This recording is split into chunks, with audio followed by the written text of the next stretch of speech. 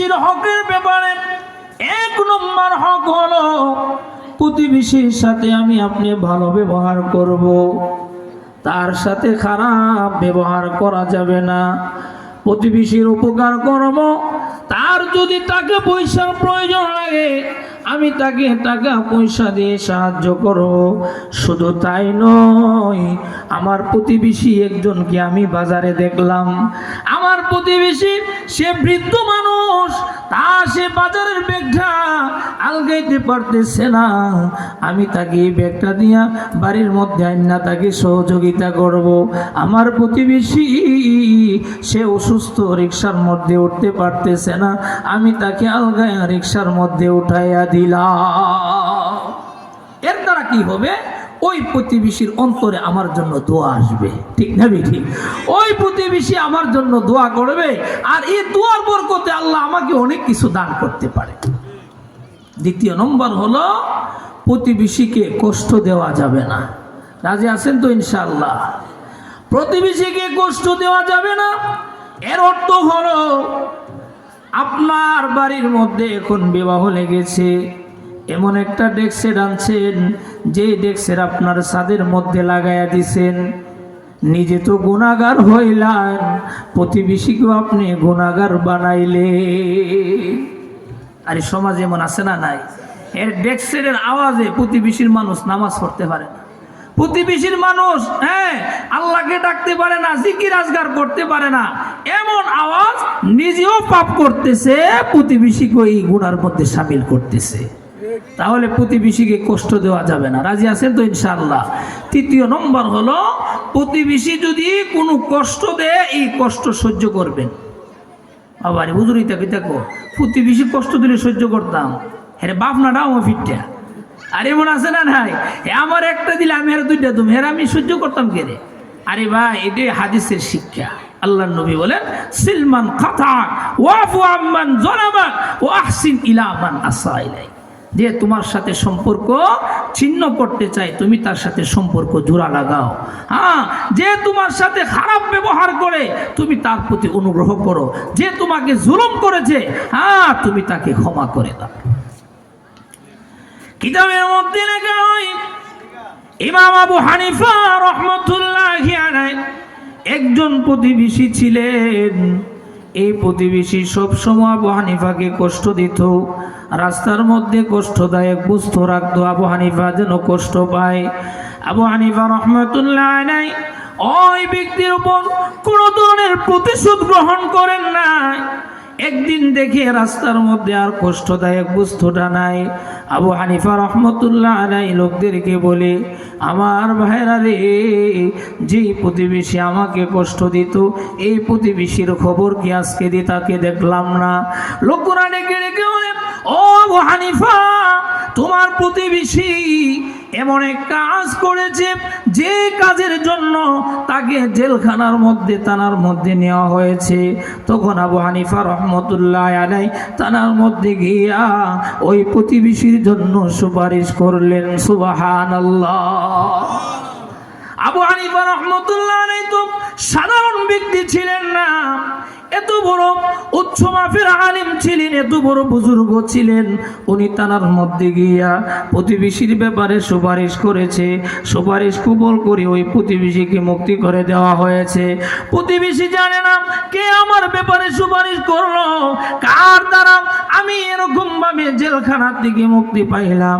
তখন এলাকাবাসী বলল, এরে আল্লাহর বান্দা, যেই মানুষটাকে তুমি প্রতিদিন রাস্তার মধ্যে কষ্ট দাও, যে মানুষটার তুমি এত কিছু করো, যে মানুষটাকে কষ্ট দেওয়ার জন্য তুমি সারা রাত্র ফিকিরের মধ্যে থাকো, ওই মানুষটাই তোমাকে জামিনের ব্যবস্থা করেছে। তাহলে আমরা যদি প্রতিবেশী যদি আমাদেরকে কষ্ট দেয়, তাহলে আমরা প্রতিবেশীর প্রতি অনুগ্রহ করব, প্রতিবেশীর প্রতি দয়া করব। 4 নম্বর হলো, আমার আপনার প্রতিবেশী যদি অসুস্থ থাকে, ওই প্রতিবেশীকে আমি আপনি দেখতে যাব, প্রতিবেশীকে দেখতে যাব, তার খোঁজ খবর রাখবো।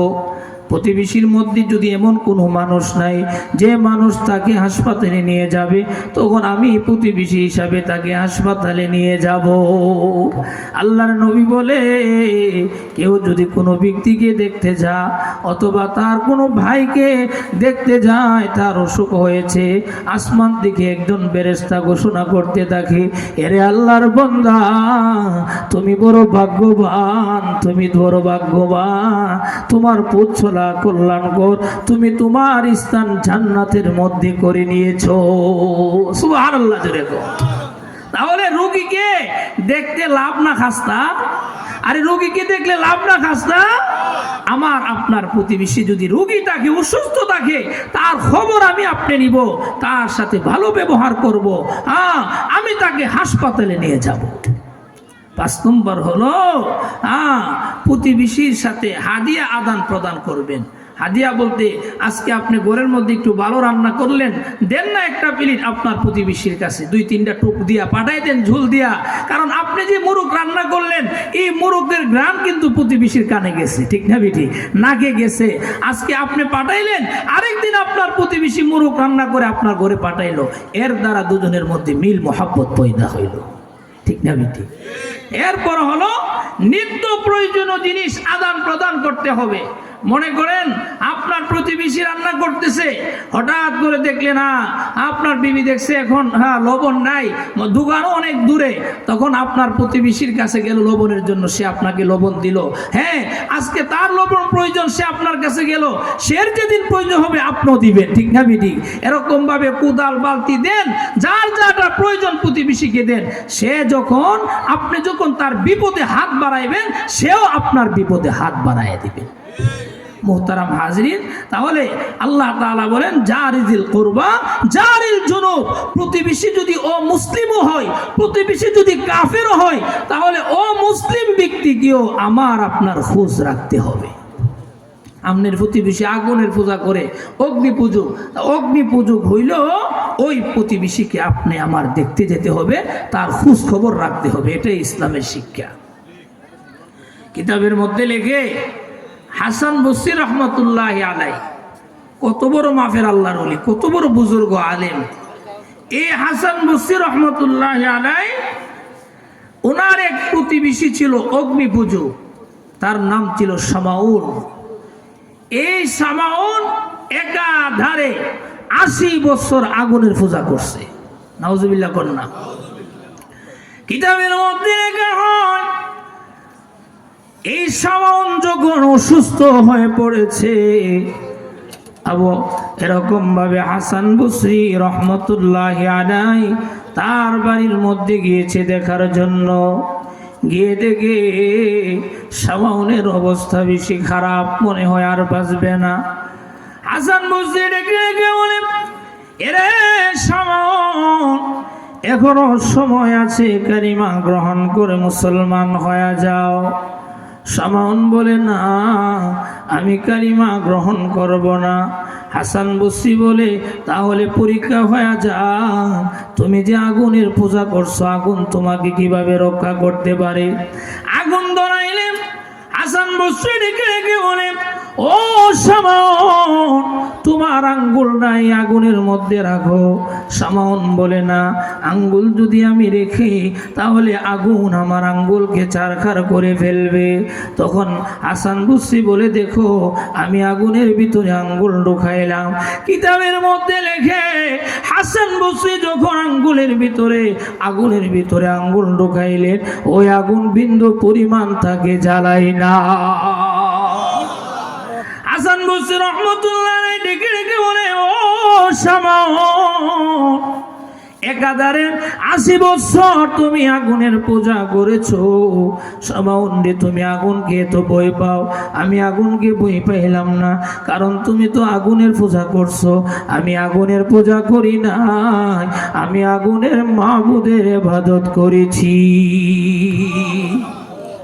ও হাসান বসরি, এখনো সময় আছে, ও শামাউন, এখনো সময় আছে, তুমি কালিমা গ্রহণ করে মুসলমান হয়ে যাও। তখন অগ্নিপূজক ডেকে ডেকে বলে, হাসান বসরি রে, আমি দুইটা শর্তে কালিমা গ্রহণ করব। এক নম্বর শর্ত হলো আমার বিগত 80 বছরের পাপের কি অবস্থা হবে, আমি তো আগুনের পূজা করছি, আমার কি অবস্থা হবে। দ্বিতীয় নম্বর হলো আমি মরার পরে মুক্তির ব্যবস্থা হবে কিনা। হাসান বসরি ডেকে ডেকে বলে, ও শামাউন, তুমি যদি কালিমা গ্রহণ করো, আল্লাহ পাক রব্বুল আলামিন তোমার 80 বছরের গুনাহ মাফ করে দিবে এবং তোমাকে জান্নাতের মালিক বানায়া দিবে। শামাউন ডেকে ডেকে বলে, ও হাসান বসরি, আমি তোমার কাছ থেকে সনদ নিতে চাই। তোমার আল্লাহ যে আমারে মাফ করব সনদ চাই, এই সনদের মধ্যে তুমি সিগনেচার করতে হবে। তখন হাসান বসরি সনদ লিখলেন, উপস্থিতির মধ্যে যারা আছে ওই সনদের মধ্যে স্বাক্ষর করলেন। সুবহানাল্লাহ, ধরে গো।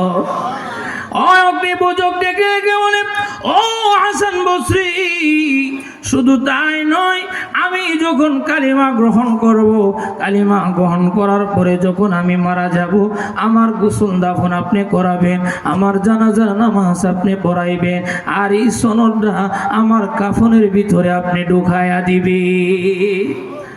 ভাইরা আমার, কিতাবের মধ্যে হাসান বসরির প্রতিবেশী অগ্নিপূজক শামাউন কালিমা গ্রহণ করে মুসলমান হয়ে গেছে। মুসলমান হওয়ার পরে সে সঙ্গে সঙ্গে দুনিয়া থেকে চলে গেছে। হাসান বসরি তার জানাজার নামাজ পড়াইলেন, আর কাফনের ভিতরে ওই সাদা কাগজটা তার কাফনের ভিতরে ঢুকাইয়া দিছে। সুবহানাল্লাহ। রাত্রেবেলা হাসান বসরি আল্লাহরে ডাক দিয়া বলে, ও মাওলা, আমি তো অনেক বড় অপরাধ করে ফেলেছি। ও প্রভু, আমি তো তাকে জান্নাতের ডিক্লার দিয়ে দিয়েছি, জান্নাত দেওয়ার মালিক তো আল্লাহ তুমি। আল্লাহ, আমি অনেক বড় আগাইয়া গেছি, আল্লাহ তুমি মাফ করে দাও, ক্ষমা করে দাও।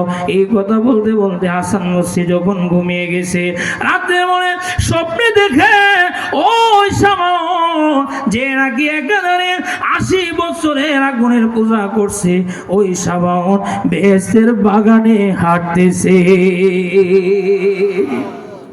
হাসান বসরি ডেকে ডেকে বলে, শামাউন রে, আল্লাহ তোমার সাথে কি ব্যবহার করছে জানতে চাই। তখন শামাউন ডেকে ডেকে বলে, ও হাসান বসরি, আমার আল্লাহ আমার 80 বছরের গুনাহ মাফ করে দিয়েছে। শুধু মাফ নয়, আমার আল্লাহ জান্নাতের মালিক বানাইছে। শুধু জান্নাতের মালিক নয়, জান্নাতের মধ্যে আমি আমার মওলাকে দেখেছি। ও হাসান বসরি, তুমি যে সনদটা দিয়েছ, এই সনদটা আমার অনেক বড় উপকার আইছে। হাসান বসরি রে, নাও তোমার সনদ আমি তোমাকে দিয়ে দিলাম। হাসান বসরি বলে, আমি যখন ঘুম থেকে উঠে দেখেছি ওই শামাউনকে যে সনদ দিয়েছিলাম, ওই সনদটা আমার পাশে রয়েছে। লা ইলাহা